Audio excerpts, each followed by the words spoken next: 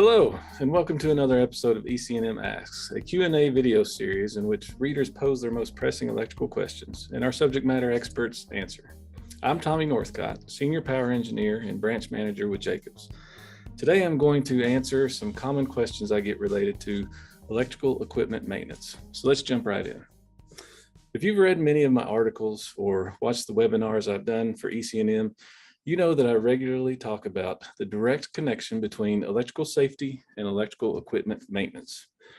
Those discussions often result in someone asking me, what maintenance should they do on their equipment? I also regularly get emails asking about specific equipment. What maintenance should be done for transformers? Should we be doing infrared thermography? What kind of electrical tests should be performed on motors? Or should you high pot power cables? And on and on and on. And the reality is that I could spend countless hours going over specific details regarding electrical maintenance for specific equipment types. And you can look forward to future EC&M Ask episodes addressing some of those specific questions. But today, I would like to tell you about some recent development in the world of electrical equipment maintenance that I'm very excited about. But first, I want to give you a brief history to provide some context.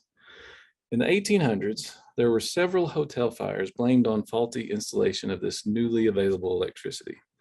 The insurance companies that had to cover this property damage lobbied with the government to develop a standard for safe installation requirements for electrical wiring and electrical systems. The government commissioned the National Fire Protection Agency, the NFPA, to generate a code.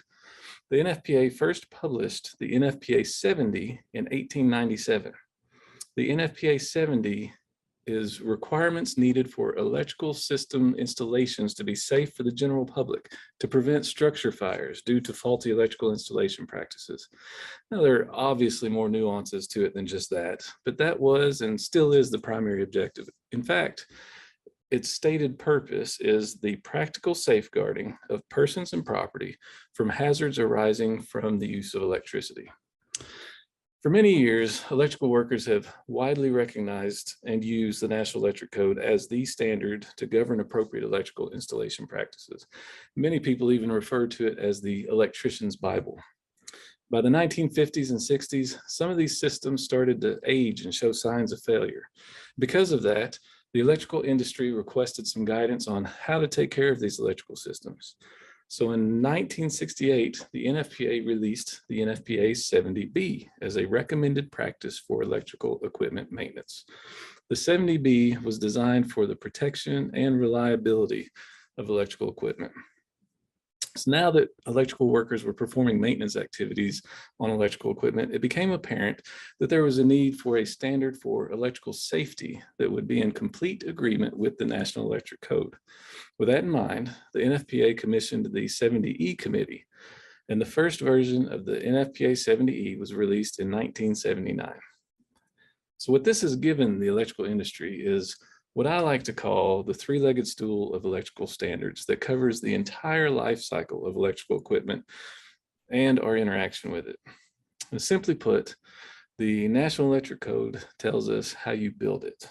The 70B tells us how you sustain it. And then the 70E tells us how you work with it.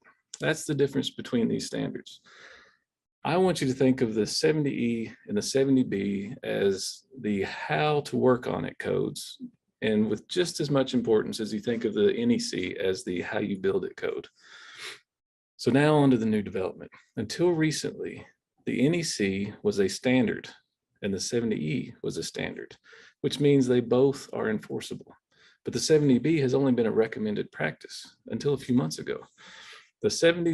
The NFPA has recognized the direct connection between electrical equipment maintenance and worker safety. So during the last revision cycle, the NFPA tasked the 70B committee with the goal of converting the recommended practice into a standard. And in January of this year, we officially released the 2023 Standard for Electrical Equipment Maintenance. This means that properly maintaining your electrical equipment is now a requirement. And this is a huge step in the overall safety of our electrical workers. So if you have questions about what maintenance you should perform on your electrical equipment, I strongly encourage you to reference the NFPA 70B Standard for Electrical Equipment Maintenance. It has all the answers you're looking for. Now, that's all the time we have for today, but check back for future episodes addressing some of these maintenance questions and other questions that you send my way. Thank you for watching and have a blessed day.